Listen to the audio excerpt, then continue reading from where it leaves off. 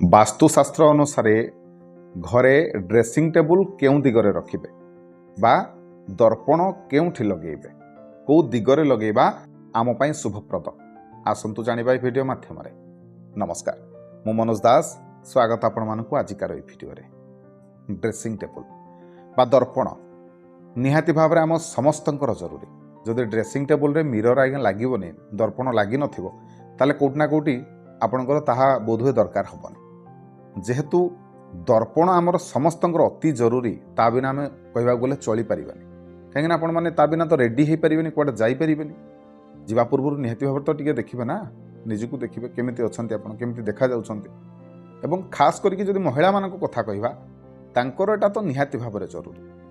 ତେଣୁ ଯେହେତୁ ଆମର ଏହା ଏକ ଅତି ଦରକାରୀ ଜିନିଷ, ତେଣୁ ଘରେ ତାକୁ କେଉଁ ଦିଗରେ ରଖିବେ, କେଉଁ ଦିଗରେ ରଖିଲେ ତାହା ଆମ ପାଇଁ ଶୁଭପ୍ରଦ, ବାସ୍ତୁ କ'ଣ କୁହେ। ତେବେ ଭିଡ଼ିଓଟିକୁ ଆପଣମାନେ ଶେଷ ପର୍ଯ୍ୟନ୍ତ ଦେଖନ୍ତୁ। ଶେଷ ପର୍ଯ୍ୟନ୍ତ ଦେଖିଲେ ଏ ବିଷୟରେ ଆପଣମାନେ ଜାଣିପାରିବେ। ପ୍ରଥମେ ଜାଣନ୍ତୁ ଯେ ଆଇନା କାହିଁକି ରହିବା ଉଚିତ, ଆଇନା କାହିଁକି ରଖିବେ ଘରେ।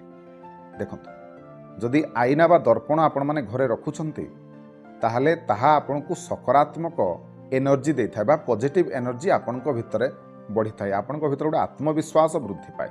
ଠିକ୍ ସେହିପରି ବାସ୍ତୁଶାସ୍ତ୍ର ମତରେ ଆଇନା ଘରେ ରଖିବା ନିହାତି ଭାବରେ ଦରକାର।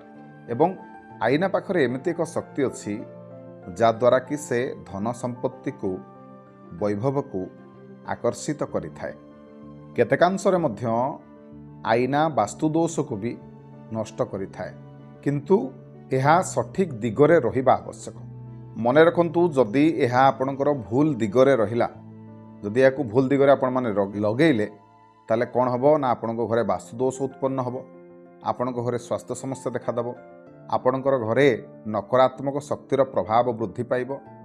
ଏସବୁ ସମସ୍ୟା ଆପଣଙ୍କର ହେବ, ଖାସ୍ କରିକି ଆର୍ଥିକ ସମସ୍ୟା ବି ଦେଖାଦେବ। ତେଣୁ ଛୋଟିଆ ଜିନିଷଟିକୁ ଯଦି ଆପଣମାନେ ମାନିକି ଚଳନ୍ତି, ତାହେଲେ ଆପଣଙ୍କର କିଛି ବି ଅସୁବିଧା ହେବନି। ତେବେ ଆଇନାକୁ ଲଗାଇବାର ସବୁଠାରୁ ଭଲ ଦିଗ ହେଉଛି ଆଜ୍ଞା ଈଶାନ କୋଣ ବା ଉତ୍ତର ପୂର୍ବ ଦିଗ।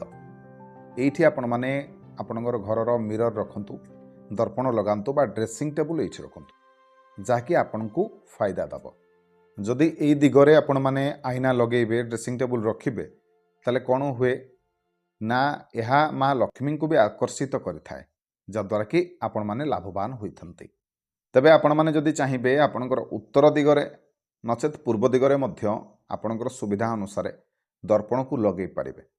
ପୂର୍ବ ଦିଗରେ ଲଗାଇଲେ ଭଲ, ଉତ୍ତର ଦିଗରେ ଯଦି ବି ଲଗାଉଛନ୍ତି, ଉତ୍ତର ଦିଗର ଅଧିପତି ହେଉଛନ୍ତି କୁବେର ମହାରାଜ, ତେଣୁ ତାହା ବି ମଙ୍ଗଳ। କିନ୍ତୁ ଭୁଲରେ ବି ଦକ୍ଷିଣ ଦିଗରେ ଆପଣମାନେ ଲଗାଇବେନି, କାହିଁକିନା ଦକ୍ଷିଣ ଦିଗର ଅଧିପତି ହେଉଛନ୍ତି ଯମ, ତେଣୁ ଏହା ଆପଣଙ୍କ ପାଇଁ ଜମା ବି ଭଲ ହେବନି। ଖାସ୍ କରିକି ଯଦି ଆପଣମାନେ ପୂର୍ବ ଦିଗରେ ମିରର ଲଗାଉଛନ୍ତି, ଏହା ଆପଣଙ୍କ ପାଇଁ ଶୁଭକାରକ। କାହିଁକି ନା ପୂର୍ବ ଦିଗର ସ୍ୱାମୀ ହେଉଛନ୍ତି ସୂର୍ଯ୍ୟ ଭଗବାନ, ଯାହାକି ଆପଣଙ୍କୁ ଉତ୍ତମ ସ୍ୱାସ୍ଥ୍ୟ, ଜ୍ଞାନ, ଏ ସମସ୍ତ ଜିନିଷ ପ୍ରଦାନ କରିଥାନ୍ତି।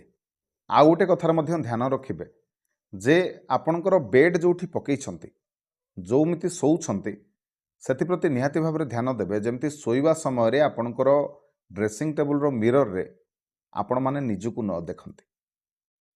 ସେଥିପ୍ରତି ନିହାତି ଭାବରେ ଧ୍ୟାନ ଦେବେ। ଧରନ୍ତୁ ଆପଣମାନେ ପୂର୍ବକୁ ମୁଣ୍ଡ କରିକି ଶୋଉଛନ୍ତି, ଉଠିଲା ବେଳେ ଆପଣମାନେ ପଶ୍ଚିମକୁ ମୁଖ କରିକି ଉଠିବେ।